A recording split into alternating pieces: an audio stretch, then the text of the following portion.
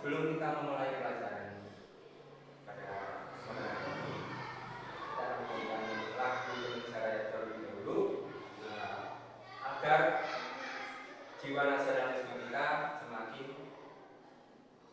atau semakin meningkat. Oleh karena itu, kalian berdiri terlebih dahulu.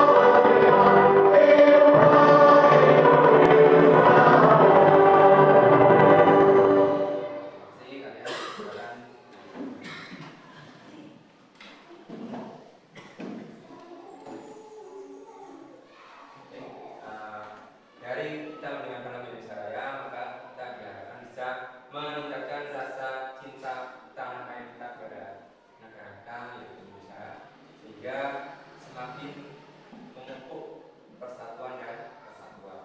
Nah, kita akan melanjutkan ke pembelajaran pada hari ini, yaitu tentang kecerdasan artifisial yang di sini Bapak membahas tentang prinsip-prinsip penggunaan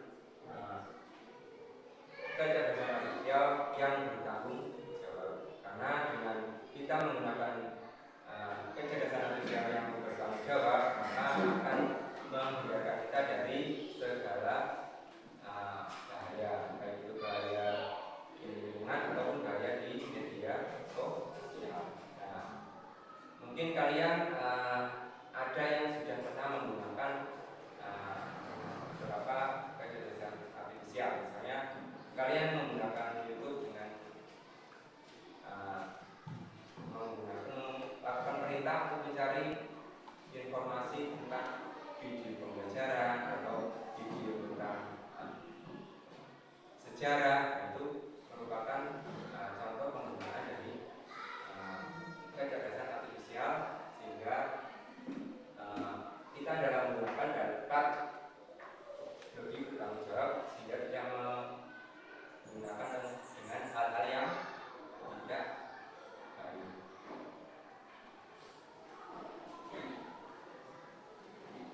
Tujuan pembelajaran itu kamu diharapkan nanti memahami dan mengidentifikasi prinsip penggunaan kecerdasan artifisial secara bertanggung jawab melalui studi kasus yang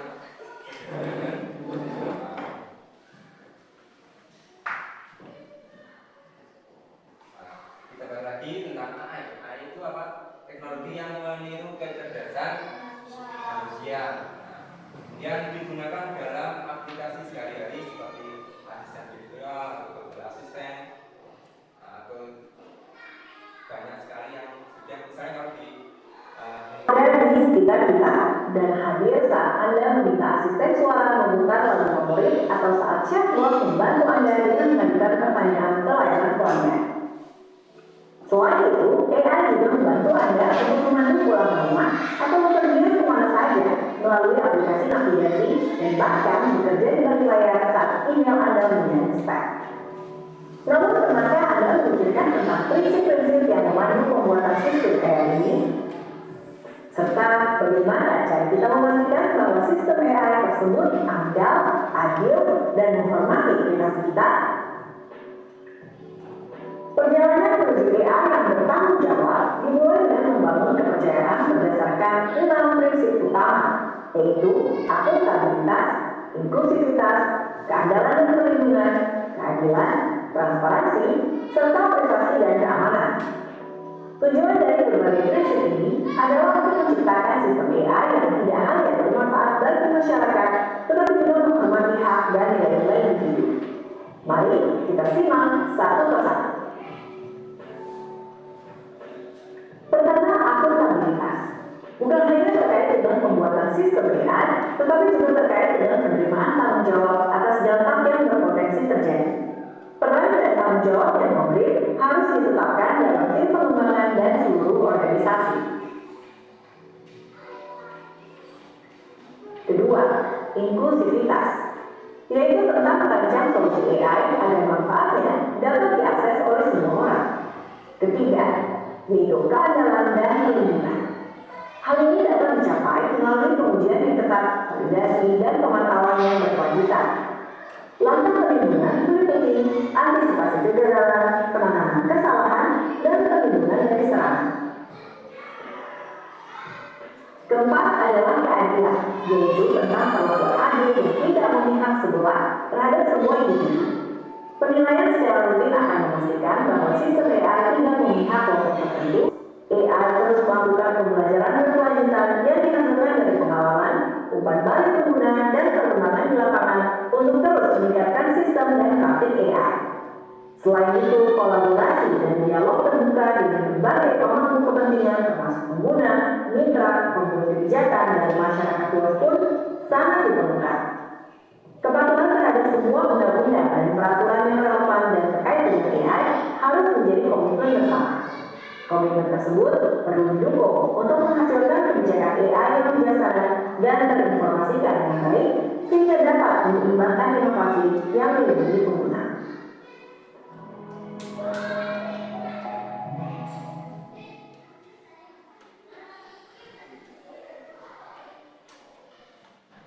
Bagi tentang penggunaan AI banyak, itu juga kecerdasan artifisial diharapkan dapat menjamin keamanan informasi dan hak pribadi atau privasi individu dari pengguna kecerdasan artifisial.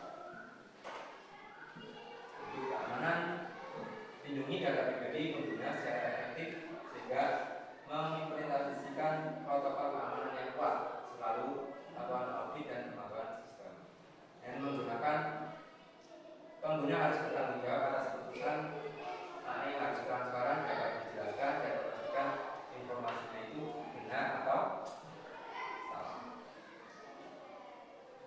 Nah, maka prinsip kecerdasan artifisial penting yang pertama menjaga pengguna terhadap teknologi, yaitu penyalahgunaan dari pihak-pihak yang tidak bertanggung jawab, kemudian mengurangi risiko penyalahgunaan informasi dan teknologi, dan pentingnya perlindungan data untuk privasi individu, memastikan tanggung jawab sosial dan pengguna.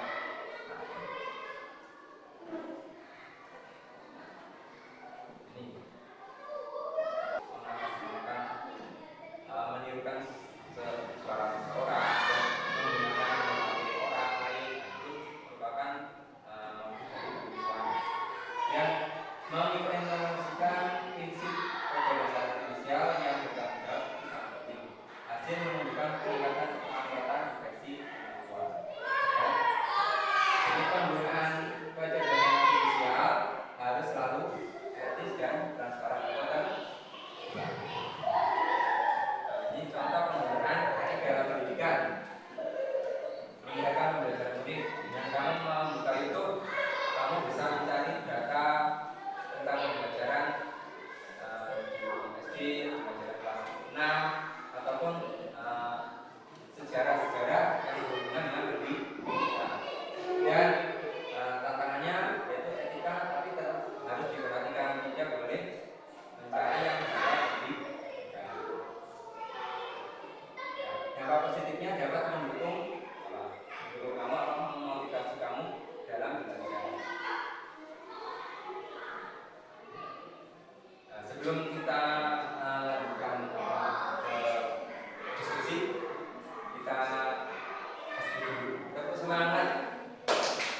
Baik,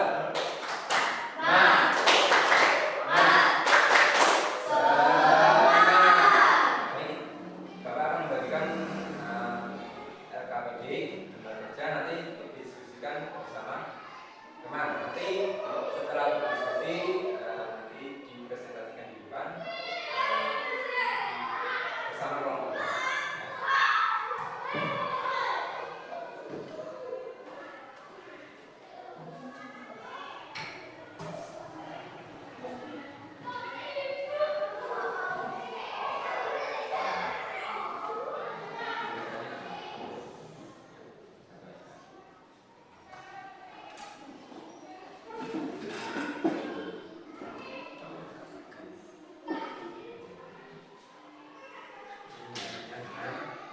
Di lembar satu ada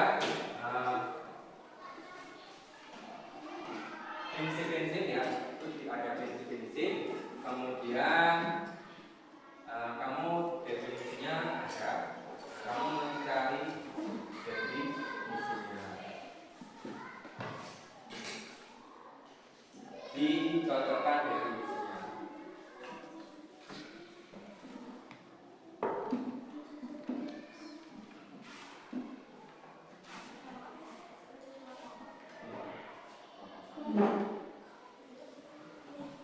Ini kelompok satu, ini kelompok dua.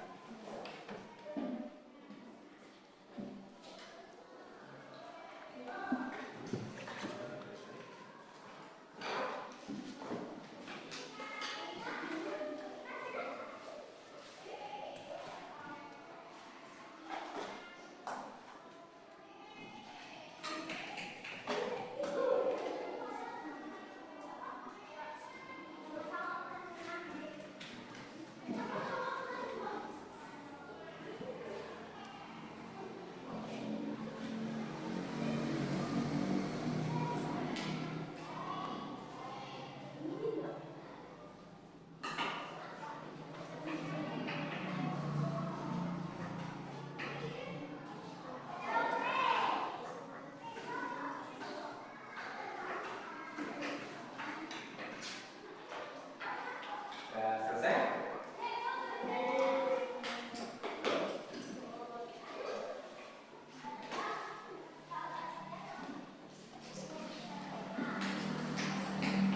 Nanti kalau sudah dipresentasikan bersama kelompoknya ya, maju.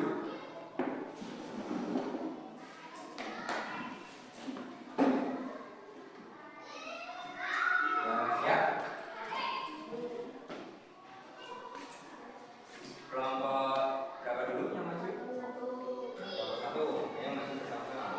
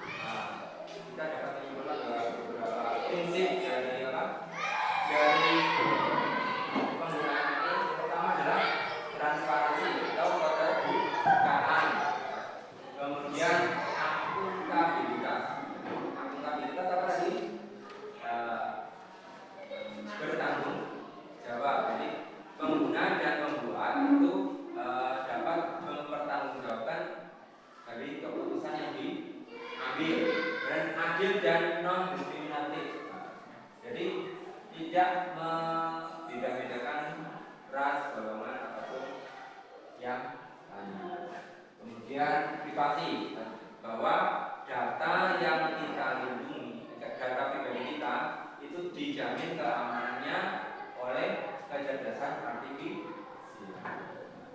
Nah, untuk sebelum kita itu adalah referensi kita.